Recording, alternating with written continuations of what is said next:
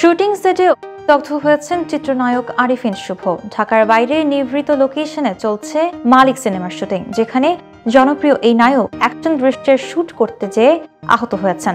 Shooting ইউনিটের সূত্রে জানা গেছে, এটি একটি নিয়ন্ত্রিত আগুনের দৃশ্য ছিল। সবকিছু প্রস্তুত থাকলেও ক্যামেরা ঘুরতে ঘুরতে পরিস্থিতি নিয়ন্ত্রণের বাইরে চলে যায়। আগুন হঠাৎ করে শুভর পায়ে লেগে যায় এবং কয়েক সেকেন্ডের মধ্যে শিখা উঁচু হয়ে ওঠে। প্রাথমিকভাবে নিজেই আগুন নিভানোর চেষ্টা করছিলেন শুভ, কিন্তু তা থামাতে পারেননি। তীব্র তাপে ভারসাম্য হারিয়ে মাটিতে লুটিয়ে পড়েন।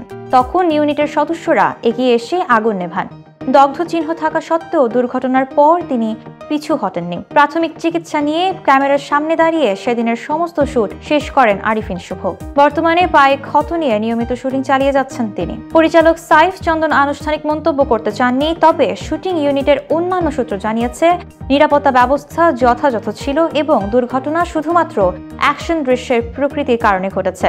এছাড়া জানা গেছে, সিনেমার শুটিং ইউনিট বিষয়টি গোপন রাখতে চেয়েছিল, কিন্তু সামাজিক মাধ্যমে কয়েকটি শুটিং দৃশ্য ইতোমধ্যেই ফাঁস হয়ে গেছে।